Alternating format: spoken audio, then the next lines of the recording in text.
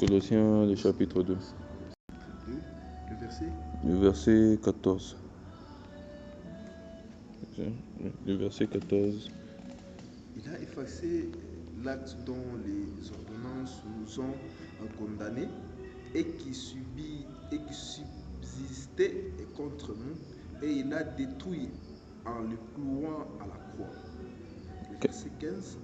Il a dépouillé les dominations et les autorités, et il a livré publiquement un spectacle en triomphant d'elles par la croix.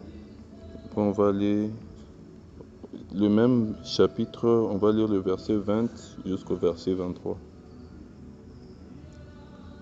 Si vous êtes mort avec Christ au rudiment du monde, pourquoi, comme si vous viviez dans le monde, vous imposez donc ces préceptes? Le 21e verset. Ne prends pas, ne goûte pas, ne touche pas. Verset 22. Préceptes qui tout deviennent pernicieux par les buts et qui ne sont fondés sur les ordonnances et les doctrines des hommes. Le verset 23. Ils ont, à la vérité, une apparence de sagesse en ce qu'ils indiquent un culte volontaire, de l'humilité et le mépris du corps, mais ils sont sans aucun mérite et contribuent à la satisfaction de la chair. Amen, amen. Amen.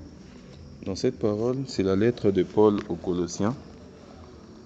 Paul essaie de faire voir aux gens, les gens étaient en train d'enseigner des préceptes qui n'étaient pas propres à Jésus. Les gens étaient en train d'enseigner Bintu Mouma, sentiment et abou.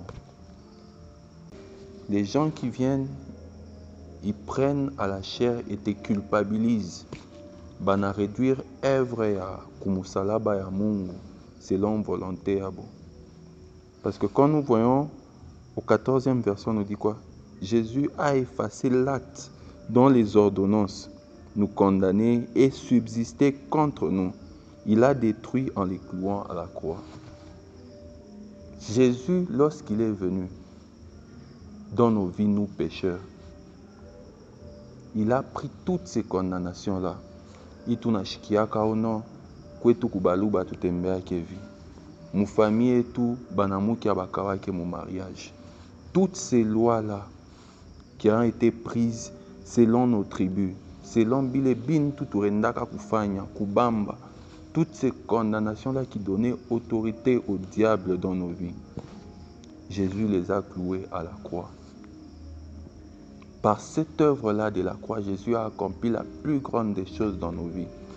Que personne ne vienne nous dire aujourd'hui que frère Eli, il est mwenendo nenda kwetu ababifanya ke vile mu tribu et tout. Qu'on ne vienne pas te dire que Ivi ababambake, Ivi abafanyake, si Jésus ne t'a pas dit ça. Qu'on ne t'enseigne pas un Jésus qui est façonné selon l'image d'un homme. Jésus est Dieu. Et Dieu n'est pas un homme. Il ne marche pas selon les principes des hommes. Quand il est arrivé, il est venu nous montrer que tout ce qui nous condamnait dans notre passé, toutes ces lois de Moïse qui nous rappelaient notre nature pécheresse est tombée. En Jésus, personne n'est pécheur. Si on descend encore un tout petit peu, on voit que, on dit, il a dépouillé les dominations et les autorités et les a livrées publiquement en spectacle en triomphant d'elles par la croix. Le mot ici qui est utilisé, c'est dépouiller. Dépouiller, ni muntu ule anakuya ana beba biota. Donc c'est pas que ana bien interdire, anenda na beba biote, bile birkwa pa maisha yako, bile birkwa pa maisha yetu. C'est comme ça que quand quelqu'un vient à l'église, vient en Jésus, Nous, on doit les faire savoir que Jésus a tout dépouillé. Il est humiliation à Richikaka. Il a été dénudé, le roi de rois.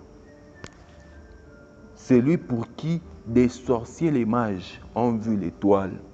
Ils ont témoigné de la grandeur. Ils ont dit que un roi nous est né en Israël. Mais il a accepté d'être dénudé, d'être fouetté. Banamupikisha tour ville Mujima. Pour que nous soyons libres. C'est comme ça qu'on nous dit que toutes ces choses-là, quand on part au verset 20, on nous dit, si vous êtes morts avec Christ au règlement du monde, pourquoi, comme si vous viviez dans le monde, vous imposant ses préceptes? Donc tu ne peux pas, tu es né de nouveau avec Jésus-Christ. Jésus-Christ est mort avec toi. Il est ressuscité en toi. Mais on t'impose encore à vivre selon la chair.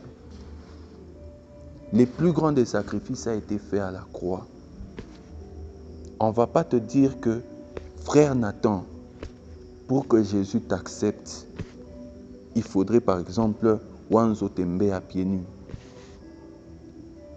Il faudrait par exemple Wanze Kumwanga Kamani Mai Kunaleta Maofrande Kubankambwako. Il n'y a plus de sacrifices, il n'y a plus de sang qui vont être versés pour quelque chose. Parce que le sang du Dieu vivant a été versé pour nous. Que personne ne vienne nous dire qu'il faut que tu verses du sang. Donc, il n'y a aucun, que personne ne nous dise pour que tu réussisses dans la vie. Uzankuku, Chinjaevi, l'État offrande à $10,000. Tout dépend de toi. Ce que tu as, c'est ce que tu vas donner. Donc, nous sommes arrivés à un degré où, pour être chrétien, il faudrait que tu fasses des choses. Alors que pour être chrétien, Jésus nous dit, il faut que tu ne fasses rien. Donc la logique, quand tu viens chez Jésus, il faut que tu t'abandonnes en sa présence. C'est lui maintenant qui commence à briser. C'est comme ça que tu regardes. Quand toi, Moumaïfora privé, tu vas impressionner Dieu, tu vas impressionner les gens. Oh, Nyanzo se maluga aivi, Nyanzo fanyevi. Tu vois que tous ces ministères-là tombent. Pourquoi? Parce que ce n'est pas Dieu qui est en train de briser. Ce n'est pas nous qui choisissons que Mungu, minona sema, ibilato abini ndele etena, unipe kile gilato kingine. C'est lui-même qui t'arme selon comme tu es en train d'avancer. On va prendre l'exemple de quelqu'un, Pierre. Pierre dans tous les disciples. Pierre n'était pas intelligent. Pierre n'a pas fait des études. Il vient d'une génération de pécheurs, mukuloba. Mais ce qui a fait la différence avec Pierre, Pierre Aranzo Diekako. C'est comme ça aussi que nous aussi, dans notre ministère, dans notre département, il faut qu'on apprenne Diekako. C'est comme ça que Jésus s'assied. Il pose aux disciples la question de savoir qui je suis. Tous étaient là. Il y avait ceux qui avaient déjà étudié. Pierre qui n'avait pas étudié, il s'élève. Il dit, tu es le Dieu, le Fils de Dieu vivant. Tu es Rabbi, tu es mon Seigneur. Et c'est comme ça que Jésus dit, Pierre, tu es la pierre sur laquelle j'ai bâtirai mon église. Donc, qu'on ne soit pas démoralisé dans des choses, qu'on ne te dise pas que ta manière de marcher ne correspond pas à Dieu. Ce n'est pas nous qui fixons les règles, c'est Dieu qui fixe les règles dans notre vie. Aujourd'hui, pour voir les bergers, voir les mamans Esther venir ici, se sacrifier, c'est parce qu'il y a eu un certain brisement de leur vie. C'est vrai, le commun de mortel, l'homme propose, Dieu dispose. C'est ça même la réalité des choses. Nous tous, je prends mon exemple. une année en arrière, je savais que Dieu m'appelait. Mais je ne savais pas qu'il allait m'appeler de cette manière. Je ne m'étais jamais, revenant encore 5 ans, on me disait que je servirais Dieu. Mais j'étais qu'un ivrogne. Je ne voyais rien. Je ne voyais rien de Dieu. Je me posais même la question de savoir comment est-ce qu'il fera que moi, j'arrive devant les gens. J'avais honte même de parler de Jésus. Et pourtant, dans mon entourage, il y avait ces gens-là qui servaient déjà Jésus. Dans ma famille, il y a mes sœurs qui servent déjà Jésus. Mais moi, j'ai regardé comment est-ce que moi, quelqu'un qui est tatoué, un ivrogne, je peux sortir encore pour dire aux gens que Jésus est mon Seigneur. Qui va accepter que moi, Jésus m'a sauvé? C'est comme ça que j'étais en train d'analyser tout. Je me disais, il faut que je fasse comme ça. Avant de servir Jésus, il faut que je commence à faire enlever les tatouages. J'ai commencé encore à réfléchir. Comment est-ce que moi, les gens vont prendre ça? Les gens vont regarder quelle réputation cette personne avait. Mais quand j'ai vu ma sœur s'élever dans la prière, j'ai cherché à savoir c'était qui son Dieu. Je connaissais Jésus. Même quand j'étais dans ma vie pécheresse, je lisais la Bible. J'avais des connaissances sur la Bible. Mais je n'avais pas encore expérimenté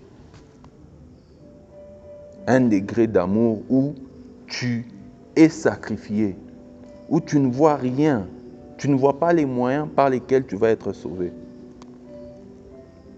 Mais quand je suis arrivé, je lui ai dit, dis-moi où toi tu as prié. Et je n'avais pas attendu qu'on fasse un appel pour être évangéliste, tout ça. Je vais regarder, j'ai mon téléphone. J'ai commencé à faire des vidéos. Et au début, c'était compliqué. Parce que les gens regardaient que lui, comment est-ce qu'il peut faire ça? Et j'ai des amis proches qui me disaient, non, ça c'est impossible. Attendons quelques mois.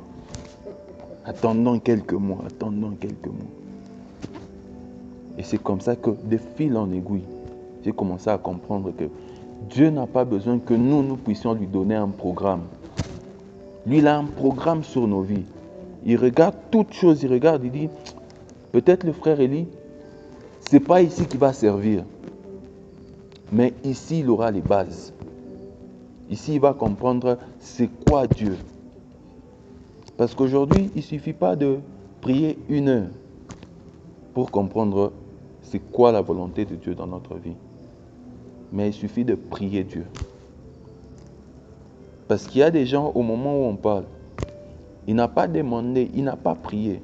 Mais il dort en ce moment ici, il est en train d'avoir une vision exacte sur la vie de quelqu'un. Et il ne croit pas en Dieu.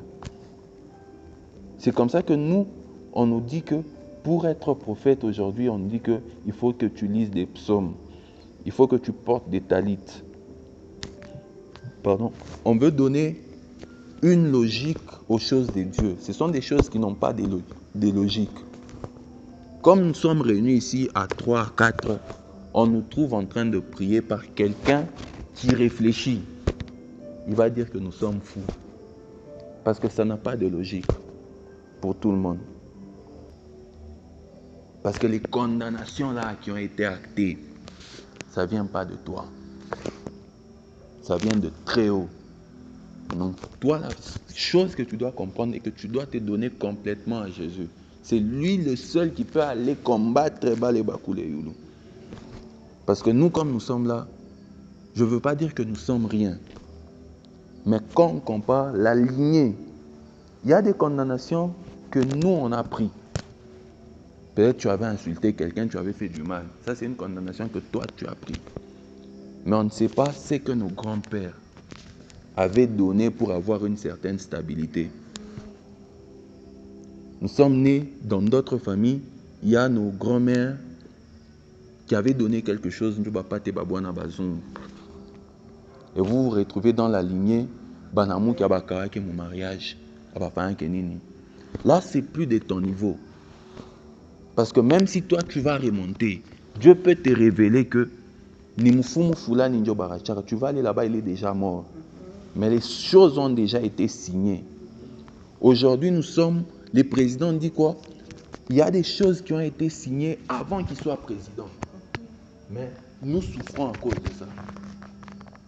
Ça fait 30 ans que le sang des gens coule là-bas pour des choses que peut-être nos enfants ne connaîtront pas les raisons. Mais ils vont naître dans cette guerre-là. C'est pour cela que on doit donner la vie à celui qui était là. Parce qu'on dit qu'au commencement était la parole. Lui, il était là, il est au courant de toutes choses. C'est lui qui révèle, c'est lui qui détruit toutes choses. C'est comme ça que je voudrais que ce soir, nous tous, qu'on ne regarde pas le matériel. Parce que Jésus n'a pas créé une voiture pour te faire apparaître une voiture. C'est par rapport aux bénédictions qu'il mettra en toi qui va attirer les gens qui vont te mettre dans la capacité d'acheter une voiture. Parce qu'il nous dit, attendez, je cherche juste un verset rapidement. Dans Jean 14, 12. Et j'ai fini par là.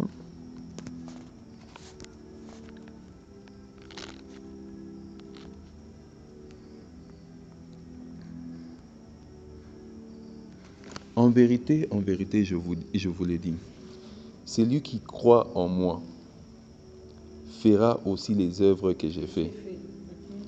Et il en fera des plus grandes, parce que je m'en vais au Père. Et tout ce que vous demanderez en mon nom, je le ferai, afin que le Père soit glorifié dans les Fils. Il n'a pas demandé qu'il faudrait que tu mettes des vestes tous les dimanches. Il n'a pas demandé que tu achètes la plus chère des Bibles.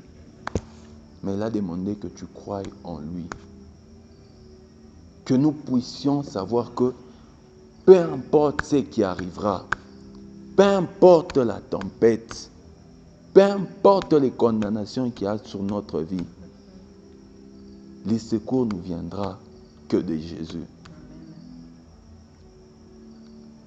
Qu'on ne dise pas, le secours viendra de tel pasteur. Les pasteurs servent Jésus. C'est juste qu'il est à un niveau que nous ne sommes pas. Il nous garde. Mais quand tu sais que Jésus est celui qui brise toutes choses, il est celui qui libère. Parce qu'on prend Paul qui avait le sang des gens. Parmi la nouvelle dispensation, ceux qui sont dans la nouvelle dispensation, Paul avait le sang des gens. Paul a lapidé des chrétiens. Mais Jésus n'a pas vu tout ça. Jésus l'a lavé. Jésus a rendu témoignage de son nom dans les mêmes peuples où Paul avait lapidé. Aujourd'hui, qu'on prenne quelqu'un qui tue des gens ici, à Colosie, on ne voudra plus le voir à Colosie. Mais dans la grande puissance de Dieu, il a pris Paul, il ne l'a pas amené en Asie. Il a laissé ses mains là-bas. Et Paul a pu s'exercer chez les Romains qui l'ont envoyé pour persécuter les gens. C'est là-bas qu'il a beaucoup pu s'exercer. C'est comme ça que de nos cœurs, demandons à Dieu que ce que nous faisons aujourd'hui, que ça ne soit pas seulement pour nous, que ça soit pour son œuvre. Parce qu'aujourd'hui, c'est lui qui connaît ce que cachent nos cœurs, nos plus profonds désirs. C'est lui qui connaît. Peut-être qu'il ne les fera pas avec nous, mais qu'on laisse en héritage à notre famille. Que nos noms soient écrits que telle condamnation s'est arrêtée à partir de cet homme-là parce qu'il a cru en Jésus. Amen. Que nous soyons ces personnes qui ont changé la destinée de nos postérités. Que nos enfants, que nos sœurs regardent que c'est parce que lui-là, il avait cru en Jésus que nous aujourd'hui, nous profitons de cette vie-là. Il y a des gens aujourd'hui qui profitent des choses matérielles, pas parce qu'ils croient en Jésus, mais parce que un de leurs parents avait cru en Jésus. Amen. Ses parents sont pasteurs. Ils ont fait des sacrifices pour eux. Si nous, dans nos vies, quelque chose ne change pas, ne nous plaignons pas. Peut-être que tu n'as pas eu des gens qui ont fait des sacrifices pour toi. Sois maintenant, toi, les sacrifices pour la progéniture. Ne regardons pas que Michi profiter, mais Minjomi Natwanga Magochi. Les autres vont profiter parce que nous, notre gloire, c'est dans l'éternité. On ne vit pas pour cette vie. Notre gloire, c'est dans l'éternité. Donc on doit mettre en pratique cette parole. Ce n'est plus moi qui vis, mais c'est Jésus qui vit en moi. Toute gloire doit lui être rendue. C'est comme ça que de toute voix, il a déjà dit que là où 2, 3 se réunissent, je suis au milieu d'eux. Et il a permis que nous soyons 2, 3. Les problèmes allaient être si nous étions seuls. Mais il a permis que d'unisson, Paul et Silas n'étaient qu'à 2. Mais une prison était tombée. Il n'a pas besoin que vous fassiez des grandes foules pour que sa volonté s'accomplisse. Il y a besoin d'une prière de 2 ou 3 personnes en son nom pour que des destinées changent, pour que des âmes restent dans cette église. Donc ne regardons pas seulement « Oh non, il vit, il vit, il vit ». Je nous exhorte à nous tous que nous puissions demeurer dans la présence de Jésus. Toute condamnation est tombée. Amen.